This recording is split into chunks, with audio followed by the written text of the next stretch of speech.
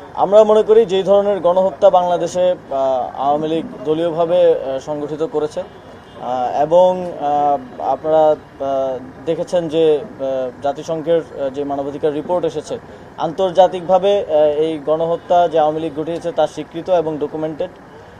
সেই জায়গা থেকে পুরো পৃথিবীতে এরকম গণহত্যাকারী ফ্যাসিস্টদের যেই নজির আওয়ামী লীগেরও সেরকম অবস্থায় হওয়া উচিত।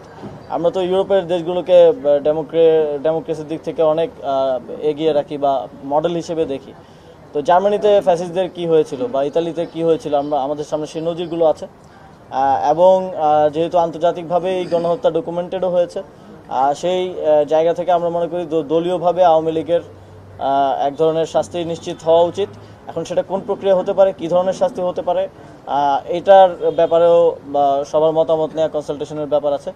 আশা করি তারপরে একটা সিদ্ধান্ত সরকার আসবে। স্থানীয় সরকার নির্বাচনে যদি তারা বিক্ষিপ্তভাবে অংশগ্রহণ করে তাহলে সরকারের অবস্থান কি হবে? সেই ক্ষেত্রে আইন শৃঙ্খলা তো আরো অবনতি ঘটতে পারে। দেখুন, যারা গণহত্যার সাথে জড়িত এবং বিভিন্ন সময়ে বিগত ফ্যাসিবাদের সময়ে জনগণের বিরুদ্ধে বিভিন্ন ধরনের কার্যক্রমে জড়িত ছিল তাদের অধিকাংশই তো এখন পলাতক অবস্থায় আছে এবং গণহত্যার সাথে যারা জড়িত তাদের ব্যাপারে মামলা আছে বিধায় তারা পলাতক অথবা জেলখানায় রয়েছে। অন্যায় এবং গণহত্যা কিংবা অপরাধের সাথে যুক্ত নয়, তারা ক্ষমা চেয়ে আবার মেইনস্ট্রিমে স্বাভাবিক অবস্থায় ফিরে আসতে পারে এবং সেই জায়গা থেকে কেউ যদি নির্বাচন করে তাতেও কোনো বাধা নেই। কিন্তু কেউ যদি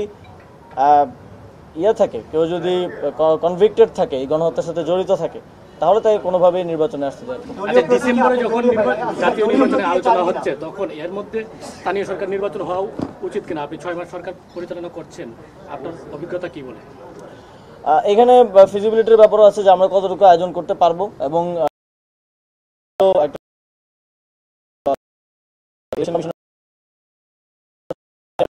আইন শৃঙ্খলার প্রস্তুতির বিষয় আছে এবং প্রথমত হচ্ছে ডিসিশনটা চূড়ান্ত হওয়া, সিদ্ধান্তটা চূড়ান্ত হওয়ার একটা প্রক্রিয়া আছে। সিদ্ধান্তটা চূড়ান্ত হলে আশা করি বাকি বিষয়গুলো আমরা দলীয় প্রতীক হতে পারে।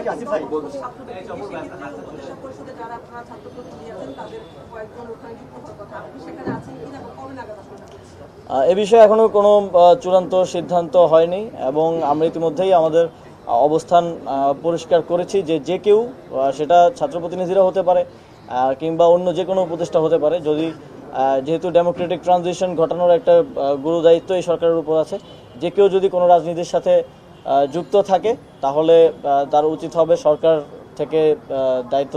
দায়িত্ব থেকে অব্যাহতি নিয়ে সেখানে যুক্ত হওয়া। দল গঠনের আগে আমরা শুনতে পাচ্ছি বিভাজনের খবর, যে আহ্বায়ক পাওয়া যাচ্ছে, সদস্য ঠিক করা যাচ্ছে না, 3টা গ্রুপ হয়ে গেছে। এই বিষয়টা আসলে এই বিষয়ে আমি অবগত নই, আমি সরকারের দায়িত্বে আছি।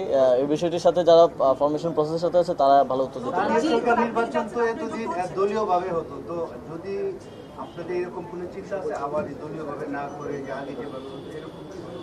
সংস্কার কমিশন এই বিষয়টি নিয়ে কাজ করেছে এবং সংস্কার কমিশনের যে প্রস্তাবগুলো আছে এই বিষয়ে তা নিয়ে আপনারা জানেন যে ইতিমধ্যে যে ঐকমত্য কমিশন হয়েছে, সেই ঐকমত্য কমিশন কনসালটেশনের মাধ্যমে একটা নীতি নির্ধারণ করবে এবং সেটা আমাদেরকে দিলে আমরা সেভাবেই প্রসিড করব।